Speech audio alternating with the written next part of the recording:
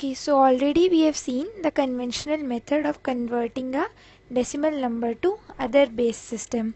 We've already seen how to convert a decimal to binary. We saw some examples also. But the problem with the conventional method is that it may be too big in some of the examples, right? Suppose you get a number 31. 31 is a decimal number and you have to convert it into binary. So this will be too long. You have to divide 31 repeatedly with 2. This may take a lot of time. Suppose you have a number x of base 10 and you have to convert it into 2. How many steps is it going to take? It is going to take log x base 2 steps. This will take this many steps to convert it into binary number. How do we get this? Suppose x is a power of 2, 2 power n. You have to divide it repeatedly with 2. First you divide it with 2, you get 2 power n minus 1. Then you get 2 power n minus 2. You divide it until you get 1. Fine. How many steps will this procedure take? You have to divide this n times with 2. Then only you are going to get 1. 1 is 2 power n minus 1, right? So this will take n steps. What can you write n as? See, log x. X is 2 power n. You take its log with respect to 2. Log 2 power n with respect to 2 is going to be n. This is what we have said. It's going to take log x base 2 steps. Okay, n steps it's going to take. So what shortcut we can use here is, we all know that in a binary number, the numbers are placed like this. Moving from the LSB, this is 2 power 0. Then the next number is going to be 2 power 1. Then 2 power 2, 2 power 3 and so on. This is how you represent a binary number. We all know this, right? This is 1. The significance of this bit is 1. The value, the weight of this bit is 1. The weight of this bit is 2, 4 and so on. So what do we do is, for a given number, suppose you are given 31. So you take the highest power of 2 which is less than this number. See, what is the highest power of 2 which is less than this number? It's going to be 2 ki power 4. 16. 16 is the highest power of 2 which is less than 31. Fine. So what do we do? This is 1, 2, 4, 8, 16. Let us first write the weights of these bits against them. Weight of this bit is 1, then 2, 4, 8 and 16. So what is the highest power of 2 less than 31? It's 16. So I write a 1 against it.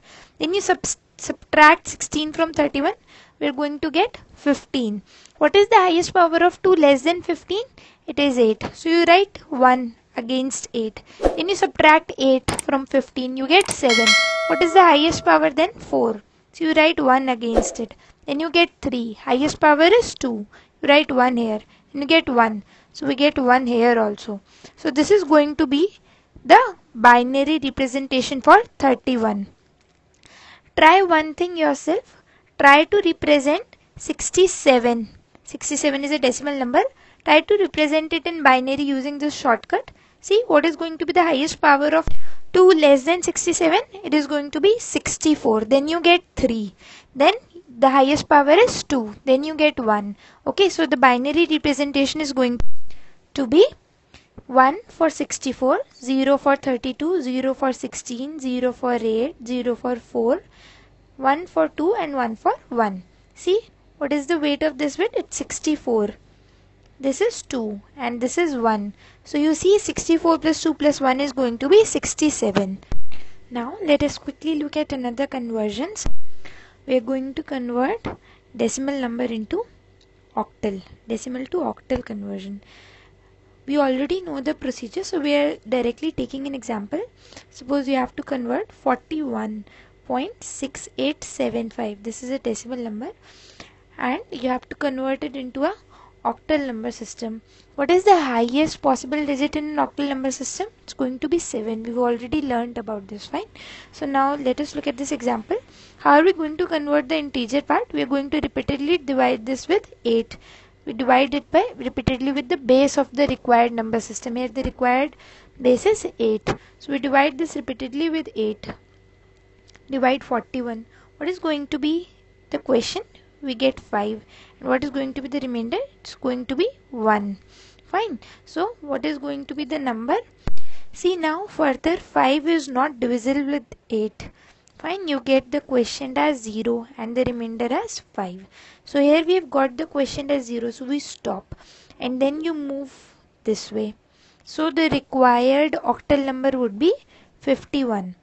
This is the integral part of the required octal number. What do we do for the fractional part? You multiply it repeatedly with 8. Right? You multiply this with 8. You get 5.5. You can check it later. Okay, so the required integral part is 5. 5 is okay. Then you multiply 0.5. 0.5 comes here. And you multiply it again with 8. What do you get? You get 4. This is a complete integer. Okay, complete integer. So you consider it as it is. And then we move this way. So what is the final representation for this number? 41.6875 can be represented as 51.54 in octal number system. Now let us quickly look at one example of conversion of decimal number to hexadecimal. So we are given a number 227. This is a decimal number and we have to convert it into hexadecimal. Hexadecimal has base 16. We've already learned this, right? Base of an hexadecimal number is going to be 16. And how are we going to convert it? You know this. We divide this number repeatedly with 16. So when you divide this with 16, you get 14 as the quotient and you get 3 as remainder. Okay. Try to divide it again. 14 is not divisible with 16. So you get quotient as 0 and remainder as 14. So when you get quotient as 0, you stop. Now you have to move like this. Okay, but you should remember what is the representation of 14 in hexadecimal number system? It is E.